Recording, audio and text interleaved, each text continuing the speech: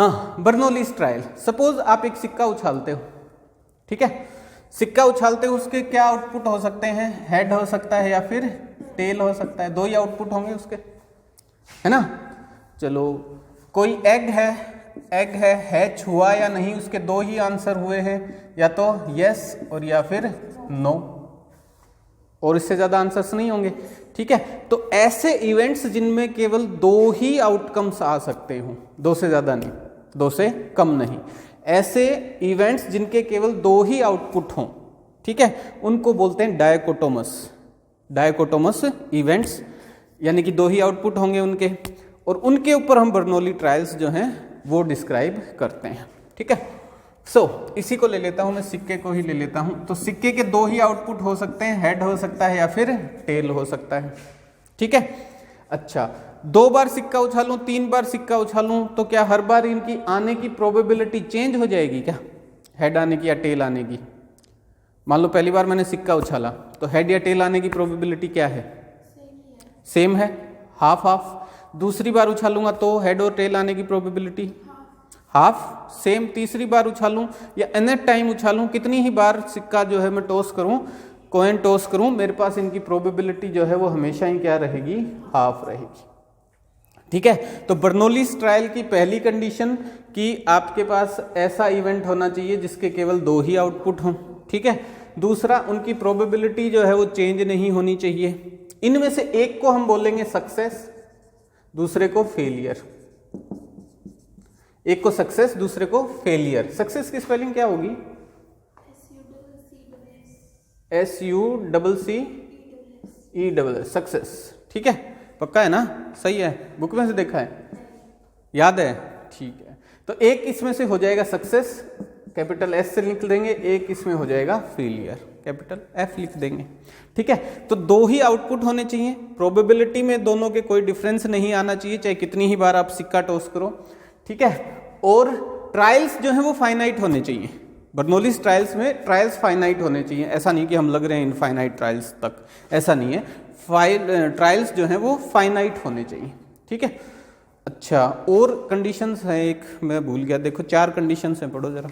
There should be finite number of trials, the trials should be independent. Independent मतलब पहली trial हुई, दूसरी trial हुई, उससे कोई फर्क नहीं पड़ना, हर बार प्रोबेबिलिटी जो है वो सेम रहेगी, ठीक है, सक्सेस की या फिर फेलियर की। Each trial has exactly 2 outcomes, 2 outcomes होंगे, सक्सेस या फिर failure. The probability of success remains the same in each trial, जो प्रोबेबिलिटी है वो भी चेंज नहीं होगी। इंडिपेंडेंट ये ट्रायल्स होंगे, फाइनाइट नंबर ऑफ ट्रायल्स होंगे, और फिर भूल गए, 4 है ना इसमें, ठीक है, फाइनाइट नंबर ऑफ ट्रायल्स होंगे, अच्छा, इंडिपेंडेंट ट्रायल्स होंगे, ठीक है, 2 ही आउटपुट होंगे, या तो सक्सेस या फिर फेलियर। चौथा, प्रोबेबिलिटी जो है वो चेंज नहीं होगी, ठीक है, सक्सेस की जो प्रोबेबिलिटी है या फेलियर की जो है वो चेंज नहीं होगी, सेम रहेगी। तो ऐसी ट्रायल्स को हम क्या बोलेंगे? बर्नौलीज ट्रायल्स, ठीक है। कोई डाउट इसमें नहीं है, ठीक है। उसके बाद है बाइनोमियल डिस्ट्रीब्यूशन। तो वो बाइनोमियल डिस्ट्रीब्यूशन क्या होता है वो एक एग्जांपल से बताता हूँ आपको, ठीक है। तो बाइनोमियल डिस्ट्रीब्यूशन जो है ये बर्नौलीज ट्रायल्स पे ही अप्लाई होगा, ठीक है। तो सपोज क्या करते हैं हम, एक 3 कॉइन है, 3 बार कॉइन को उछालते हैं, एक ही कॉइन को 3 बार उछालते हैं, तो सैंपल स्पेस बन जाएगी, क्या बन जाएगी? टेल टेल टेल आ सकता है, टेल टेल हेड आ सकता है, टेल हेड टेल आ सकता है, हेड टेल टेल आ सकता है, और हेड हेड टेल आ सकता है, हेड टेल हेड आ सकता है, या फिर हेड हेड हेड आ सकता है, ठीक है। कितने हो गए? 1 2 3 4 5 6 7, 7 एक और आएगा, 8 होने चाहिए ना, ठीक है। टेल हेड हेड आ चुका क्या? टेल हेड हेड नहीं आया ना, टेल हेड हेड आ गया, पक्का नहीं आया ना, ठीक है। हाँ, टेल के बाद 2 हेड नहीं आए थे, ठीक है। 8 आउटपुट आ गए आपके पास, ठीक है। चलो, अब ये क्या है? रैंडम वेरिएबल डिस्क्राइब कर देते हैं हम इसके लिए। रैंडम वेरिएबल क्या डिस्क्राइब करोगी? कोई इवेंट तो हो चुका, ये हमारे पास आउटपुट आ सकते हैं, इस पर रैंडम वेरिएबल डिस्क्राइब करते हैं हम कि प्रोबेबिलिटी किसकी देखें हम, हेड आने की देख लेते हैं, ठीक है।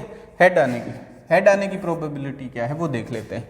तो हेड 0 है, हेड 1 है और हेड 2 है, 3 भी है। 3 बार ट्रायल किया ना हमने, 3 बार इसको टॉस किया है, तो 3 हेड भी आ सकते हैं इसमें, ठीक है। अच्छा, इसका प्रोबेबिलिटी डिस्ट्रीब्यूशन कैलकुलेट कर लेते हैं हम, तो मैं इसको और उसी फॉर्म में लिख लेता हूं।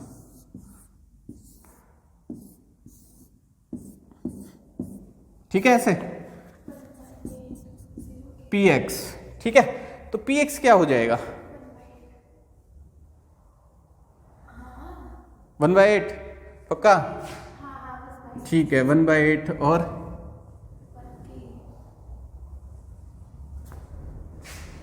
अच्छा, इस फॉर्म में ना लिख के, ये तो हम पहले कर ही रहे थे, ठीक है। इस फॉर्म में ना लिख के मैं यूं लिखूं इसको, देखो कैलकुलेट करते हैं हम दूसरे तरीके से। कैसे, हेड आने की प्रोबेबिलिटी को p मान लेता हूं, हेड ना आने की प्रोबेबिलिटी को q मान लेता हूं, है ना।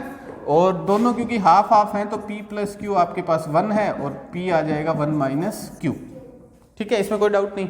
ओके, तो हम इस प्रोबेबिलिटी के अकॉर्डिंग, क्योंकि यहाँ हमें पता है इनकी हाफ हाफ है, ना पता हो या दिया हो कुछ और वैल्यूज हो, ठीक है, तो वो वैल्यू हम पुट कर सके इसलिए कैलकुलेट कर रहे हैं। तो probability when x equals to 0 वो कैलकुलेट अगर करेंगे तो क्या आएगी, देखो x इक्वल्स टू 0 इसका मतलब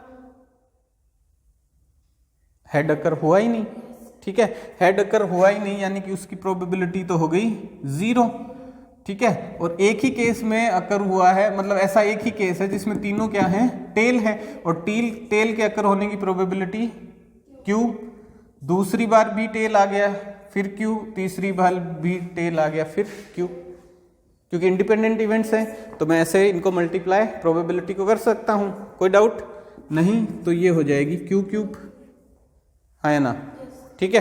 दूसरा, probability when x equals to 1, अगर ये फाइंड आउट करूं तो देखो कहां कहां है, यानी हेड एक बार आया तो एक बार आया, एक बार आया, एक बार आया, 3 ही है ना, ठीक है।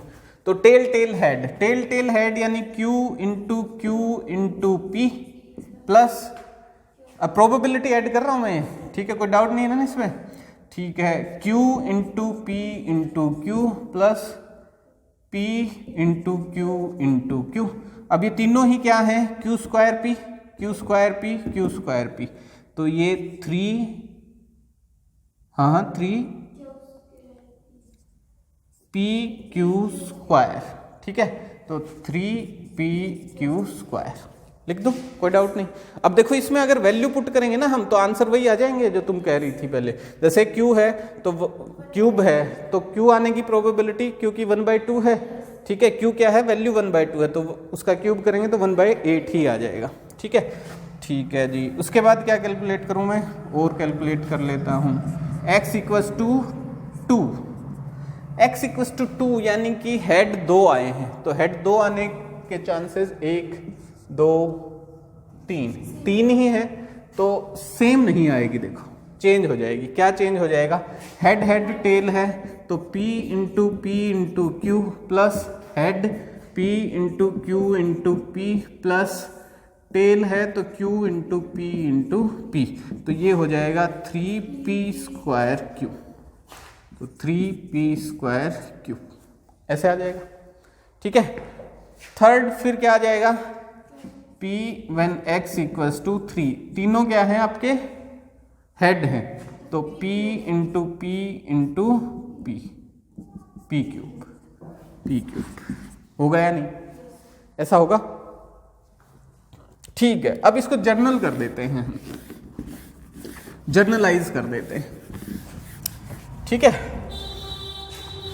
कि अगर आप कोई ऐसा इवेंट, कोई ऐसा रैंडम एक्सपेरिमेंट करो जिसमें केवल 2 ही आउटपुट हों, सक्सेस या फिर फेलियर, और इंडिपेंडेंट वो इवेंट हो हर बार, तो उसके कितने आउटपुट आएंगे या कितनी बार वो सक्सेसफुल रहा या कितनी बार फेलियर हुआ, वो कैसे कैलकुलेट करेंगे अगर अन ट्रायल्स करते हो तो आप, ठीक है। तो इसको देखो मैं कैसे लिख सकता हूं, NC0 P0 Q n-0, अगर ऐसा लिख दूं तो, जिसमें n क्या है 3 है, ठीक है, और ये जो वैल्यू है ये x की वैल्यूज हैं 0, 1, 2 और 3, ठीक है। जर्नलाइज कर दूं तो ये p x x n minus x, और x यहाँ क्या हो गया 0, 0 हो गया तो ये आ जाएगा nc0 p0 q n minus 0। तो आंसर क्या आया, nc0 क्या हो जाएगा factorial n factorial 0 factorial n minus 0, यानी फैक्टोरियल n से n कैंसिल 1 आ जाएगा, तो ये आ गया 1, p की पावर 0 ये भी 1, और q n की वैल्यू है 3, 3 माइनस 0 3, तो q क्यूब आ गया, ठीक है। इसको अगर मैं यूं लिख दूं nc1 p1 q 3 माइनस 1, तो क्या वैल्यू आ जाएगी, n की वैल्यू कितनी है 3 है इस केस में, तो फैक्टोरियल 3 फैक्टोरियल 1 फैक्टोरियल 2, तो ये आंसर आ जाएगा 3, p की पावर 1, ठीक है, p और q की पावर 3 माइनस 1 तो q स्क्वायर, तो क्या ऐसा आ रहा है यहाँ पे, ठीक है। अगर इसको मैं यूं लिख दूं nc2 p2 और q3 माइनस 2, तो ये क्या आ जाएगा, ये भी आ जाएगा आपके पास 3p स्क्वायर q, जो कि ये टर्म है, और ncn pn qn minus n, तो ये वैल्यू क्या आ जाएगी, अगर n 3 है तो 3c3 p3 q3 minus 3 you will get p cube, जो कि ये आ गया, ठीक है। तो जर्नलाइज कर देता हूं, अब इसको जर्नलाइज करने का मतलब कि x की वैल्यूज जो हैं वो 0, 1, 2 अप टू कहां तक हैं, n तक हैं, तो कौन सा कितना आएगा, मतलब एक बार सक्सेस मिली या तो 0 सक्सेस मिली, एक बार सक्सेस मिले, 2 बार सक्सेस मिले, 3 बार सक्सेस मिले, उसकी प्रोबेबिलिटी क्या होगी वो मैं कैलकुलेट कर लेता हूं। तो उसके लिए मुझे क्या कैलकुलेट करना पड़ेगा, probability of x equals to x, कोई x वैल्यू, ठीक है, n तो है ही, नॉर्मल जर्नल हो गया n, तो मुझे कैसे मिलेगा ncx px into Q n minus x, ठीक है। तो ये जर्नलाइज्ड फॉर्मूला हो गया कि आपके पास अगर अनबर्नौलीज ट्रायल्स आप करते हैं तो उनमें सक्सेस अगर आपको ये चाहिए तो कैसे कैलकुलेट करेंगे, इससे कैलकुलेट कर लेंगे, ठीक है। अब जैसे कोई एग्जांपल लें, इसमें मान लो क्या करता है कि वो कॉइन को और 100 टाइम्स टॉस करता है, और उसमें सक्सेस वो मांगता है कि आप सक्सेस बताओ कि 4 हेड आए, ठीक है। तो n हो जाएगा अपना 100, x हो जाएगा अपना 4, और इस फॉर्मूले में हम पुट कर देंगे, अप्लाई कर देंगे, जहां p की वैल्यू है हाफ और q की वैल्यू भी है हाफ, क्योंकि सिक्का उछालेंगे तो उसमें हेड और टेल की प्रोबेबिलिटी हो जाएगी हाफ हाफ, ठीक है। तो ये है बाइनोमियल डिस्ट्रीब्यूशन है क्या, पक्का, ठीक है। तो ये बाइनोमियल डिस्ट्रीब्यूशन है, ठीक है। तो इसको उन्हीं में अप्लाई करेंगे, किनमें, बर्नौलीज ट्रायल्स में, ऐसे इवेंट्स जिनके आउटपुट डायकोटोमस है, यानी जिनके 2 ही आउटपुट होंगे, इंडिपेंडेंट इवेंट्स होंगे वो, और प्रोबेबिलिटी जो है वो डिपेंड नहीं करेगी किसी के ऊपर, चेंज नहीं होगी, सक्सेस और फेलियर हमेशा फिक्स रहेगी, प्रोबेबिलिटी उनकी फिक्स रहेगी, ठीक है, क्लियर है, ठीक है। दिस कंप्लीट्स योर चैप्टर, जो भी मतलब उसमें कॉन्सेप्ट थे वो सारे हो गए।